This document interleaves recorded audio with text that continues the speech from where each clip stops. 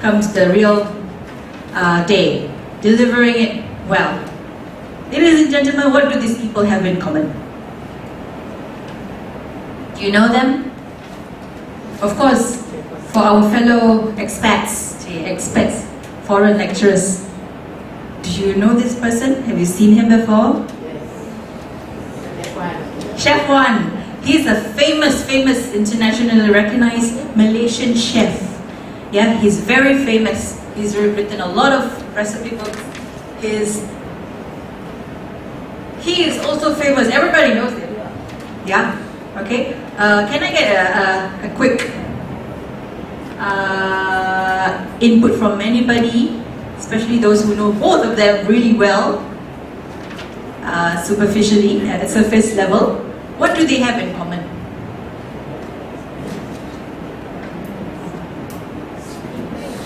Sorry? They are very inventive. They are inventors in their own right.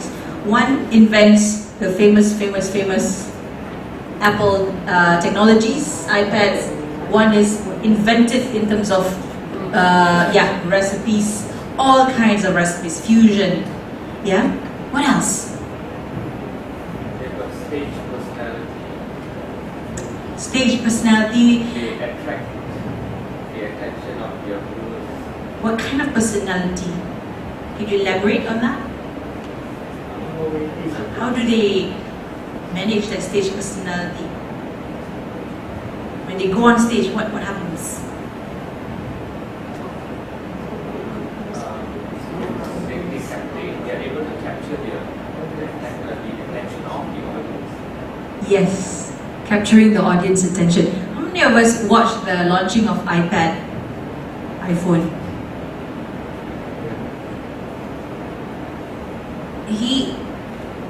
When he stepped on the stage, even before speaking about the launching, everybody was already clapping.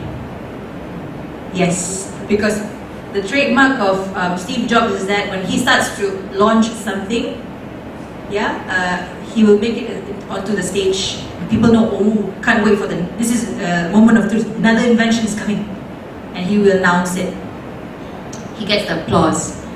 Chef Wan, whenever he does live shows and all that, everybody is captivated by how talkative he is. Yeah, he just couldn't stop talking, and he's funny. That's one of the characteristics of a great speaker. He's funny. What else do they have in common? Capturing the audience attention because of their personalities. What else? Perfectionists. Yes, you're right. Both are perfectionists. Very detailed. Yeah, they want it to be very good at the end because it's for the customers, it's for the audience, it's for the crowd, the product. What else? What was that again? I couldn't get you. Satisfied. They are satisfied? I'm sure they are satisfied. Yes. Because they are very much of an expert. They are experts in their own field. Yeah? And they have it in here. The theory, the knowledge and everything. So they have it in there. And remember, the moment you come on board in front of the class or on the stage, people form the first 6 seconds of an impression of you. Yeah? And you've got to make it a really good impression. And they have done that. They have done that. And we're going into more visuals. You are the most powerful visual aid for what you are trying to express. Yeah? I think I have a small paper just now. Where is it? Yeah. I have a quote by somebody. I wrote it down this morning. Deepak Chopra. Have you heard of this guy? Who you are speaks louder to me than anything you can say. So everything about action speaks louder than words. Yeah, you say something, but you do another thing. It's different. Yeah, so this is very important. And we're going into verbal language now. Somebody help me pronounce these words, just the words first, not the sentence. Could somebody volunteer? And we wonder why our students don't volunteer. Look at yourself now. Law of attraction, you know. It goes back. Karma. Okay, volunteers, please. Anybody? Oh, you. Come on. Try and pronounce the words. Now I do please understand. Okay. Food, need, leave, these, walk, told, just, did. Thank you very much. Very, very good. Now, pronunciation of these words, okay? Some of our lecturers and say it this way. Food, need, leave, these, walk, told, just, did. Loosely. They pronounce it loosely. So sometimes, foot, you mean foot, your foot? Food. So the enunciation of those consonants is very important. That's why from here we teach the students to speak English very well. Leaf, leaf. Is it the leaf on the tree? I need to leave. Leave. Told. So enunciate it well, and the students will be captivated by your speech. Seriously. Okay? This underlined word is where you do the stress. You stress on words that are most important. Alright? Can somebody shout out the sentence by stressing the word underline? Somebody? You don't have to come in front. Anybody? Yeah. You, Read the whole sentence. I think you should go and apologize to her. Yes, I think you should go and apologize to her. So sometimes when in your lessons, modulation of your sentences helps. Have you ever heard of people coming to stage a speaker who's very monotonous? Oh, that is when you fall asleep. Do you watch the newscasters? They have intonation, right? And they have facial expression. When it's sad, when they tell a story of sadness or some fire somewhere killed somebody, earthquake, they frown. You rarely see sad news being conveyed with a smile. You don't see it at all. You can't be that way. So be alive. Use your facial expressions and your intonations well, and that helps students to be captivated in your verbal delivery. Yeah, your eyebrows, use it. Okay, we think it's not important, but it does. How animated you are in front there helps the students to feel very open to you. They feel that they can talk to you, yeah, and not be shy. Okay, I need somebody to read all the sentences, stressing the words underline. Somebody? Yes. Thank you. I think you should go and apologize to her. I think you should go and apologize to her. I think you should go and apologize to her. I think you should go and apologize to her. Yes. Yes, thank you very much. I think you should go and apologize to her. I think you should go and apologize to her. Yeah? I think you should go and apologize to her. I think you should go. Okay, so, yeah. You know which words that are most important in your lecture, in your delivery. So stress that. It helps a lot. Yeah?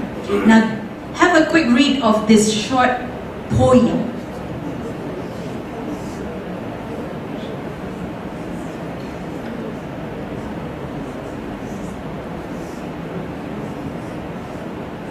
What's the feeling of this poem?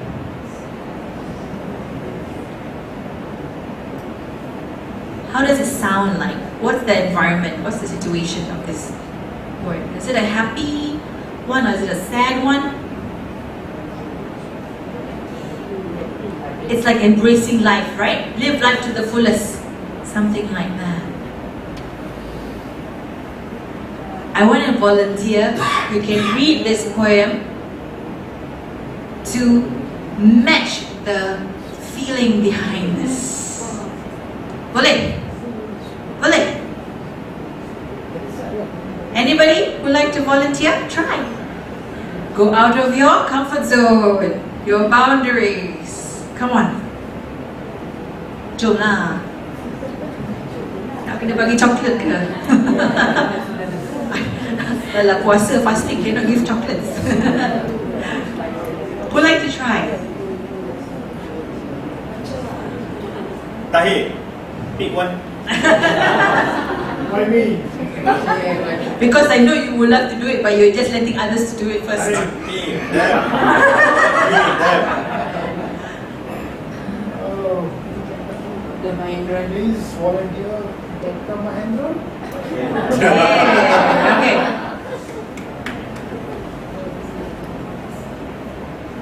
Yes. It's okay. Yes.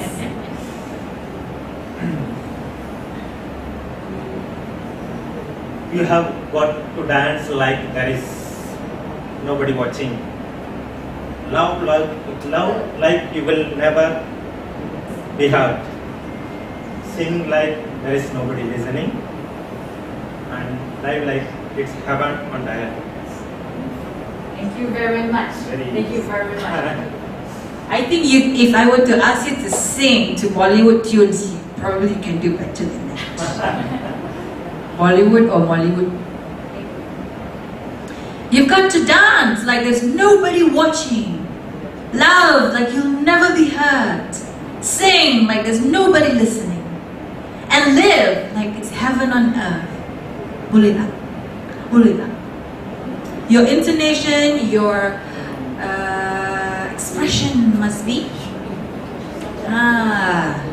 So students will, wow. Yeah? Okay? So that's it's all in a package, ladies and gentlemen. We can't afford anymore to take one or two sajalah. Just one or two lah. The rest I don't know, I cannot do.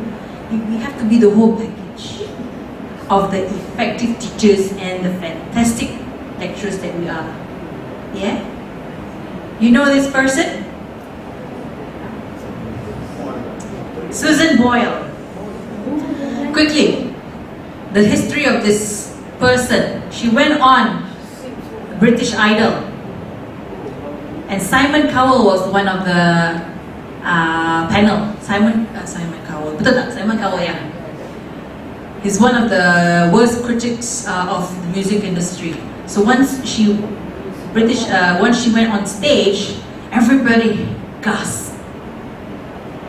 Nothing like the entertainer look and everything like that, right? But when she sang, everybody was clapping their hands. She had a standing ovation and all that. Yeah? And then they decided to do this to her. A makeover. The point is that although looks aren't everything, yeah. But if you can improve it, why not? Why not? It doesn't hurt. It helps. In fact, it helps. And this doesn't mean to change you for who you are. Whatever that you need to carry on board in terms of teaching, buat lah. All the VAKs, all the necessary preparation, yeah? All the storytelling, okay, now start thinking of what stories I need to tell, those kind of thing. And she embraced it because it's good for her fans. Her fans loved her, yeah? Any input from the rest? Anything that you like to share in terms of your experience communicating to the students? Do all of your students understand after every lecture? Very good. How do you test their understanding?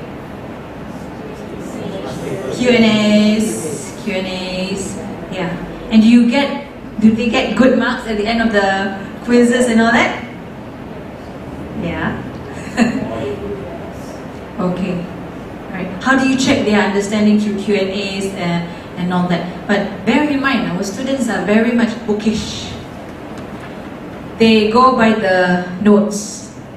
Once you a little bit, they get lost. Yeah? Try that thing again. Because that's life. Teaching that things are not always by the book. You've got to think critically. Yeah? We go straight into my favorite topic, which is the non-verbal language, body language.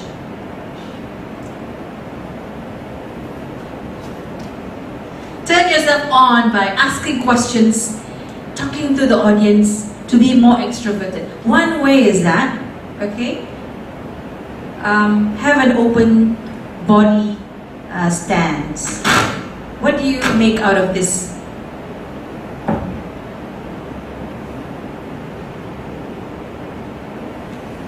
What's your impression of me if I were to do this all throughout every lecture? In class, I will always have this kind of body language. As opposed to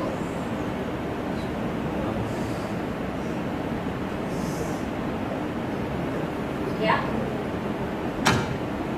Now for all presenters in the world, they know that if you do this, it means you're not confident, you don't have an open body gesture, you're not prone for questions from people, yeah, you're not friendly. Yeah? But when you do this, most of the time you notice myself and Ara, we have this so that people feel at ease, your students will feel at ease. You're not always the dictator. You're the confidant where they can actually share views. So you have an open gesture. And don't forget to smile. That's the most important thing. Can't take things seriously every time. Right? Open gestures. Talking to the audience. Going about. Going up the steps in the lecture hall. Do you have a podium or what kind of a lecture hall do you have? It's like a hall and classrooms. Yeah, go about. Don't just stand behind the rostrum. Yeah, don't stand behind your table where there is your computer there and you're gonna have to click from there. Walk about. Everywhere. Alright? Don't be a stiff person. Because the whole classroom is your stage and your stage is your world. So move. And this is where it's very important. When you deliver a topic, main topic, you've got subtopics, right? Okay, first subtopic. Usually presenters, when they deliver a presentation or a lesson for class, for all of us, yeah, you stick to one position. Say the main point. You stand here. Elaborate. And then the moment he goes on the second point, he goes this way. Then stops, second point. Don't do this. Okay, everybody, this is what I was telling you about just now, about theories of physiotherapy. Where was my eye contact? Yeah, I was talking to the floor. Right? Now, avoid movements like that. Eye contact, establish eye contact to your students.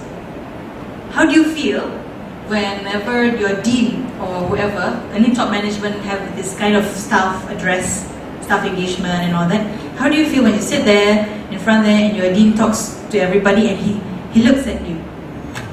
He establishes eye contact, he looks at your eyes. How do you feel? As opposed to, for the whole 1 hour, he didn't even look at me.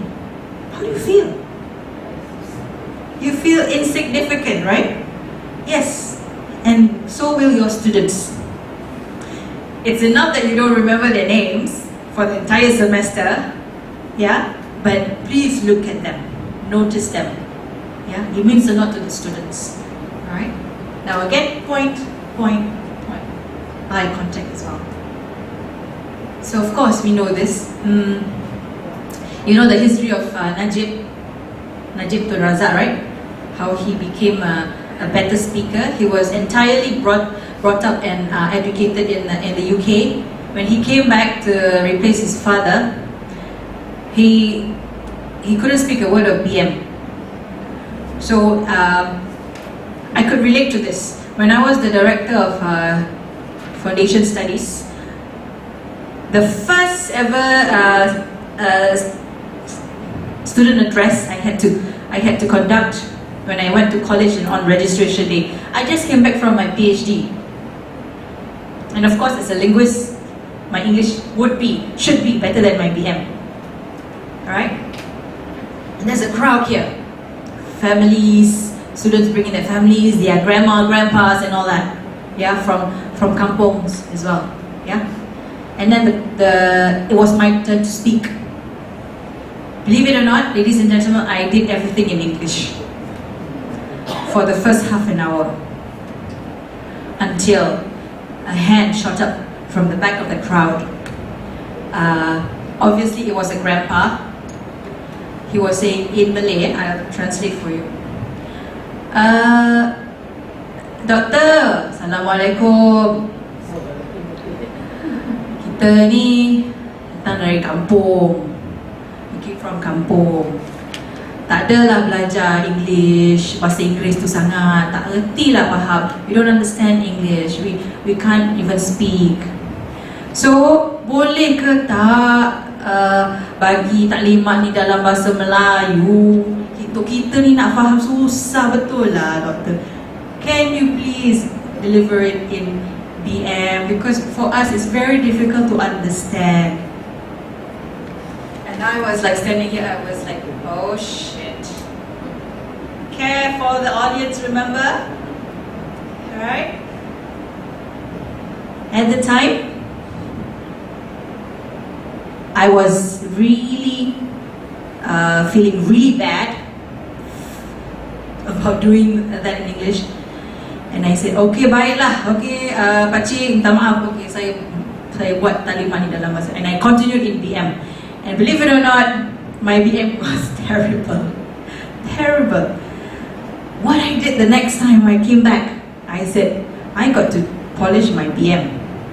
Najib Tun Razak was delivering the same thing at one small kampung. And the driver, I don't know if you've heard of this story before, the driver, his father, Tun Razak, driver, was in the car. He heard the entire Najib's speech, and he was cringing in the car. Oh my God! He needs to speak in Malay. He needs to speak in Malay. His Malay is terrible. The driver, and then only he told Najib, if you want to reach out to the people, you got to speak their language. So he took tutorial and started to learn BM. And that's what I did. I practiced. I was a bad speaker because I didn't know the BM words for simple words, you know. So it's very bad for me. And I took it upon myself. I learned the BM words, big BM words, and the next time I aced it. So even the English lecturers were sitting there, Dr. Hafiza, you did everything in BM. My God, we couldn't have done it. So I actually practiced, Alright? So that's the thing. And I changed their impression of me. I was able to do it entirely in BM for that session. What is this, ladies and gentlemen? Pause. Sometimes we forget to pause. Yeah? And pausing helps when suddenly you start hearing buzzing sounds in the crowd. Students started talking among themselves already. Yeah? Meaning their attention has gone from you. When you start to hear buzzing sounds, that means, oh, another energizer needs to come in. Something like Q&A. Yes, over there. Yes, you're talking about this. Can you share with us? Get them back, jolt them. Pause your lesson. Check understanding. Check the classroom dynamics. Are they with you or not? Yeah? So this is very important. Of course, I didn't put myself in the grandpa's shoes. How silly of me. Yeah? And I learned that lesson very hard in front of everybody. Always put yourself in their shoes. Don't think that they have understood everything that you've just said. Yeah.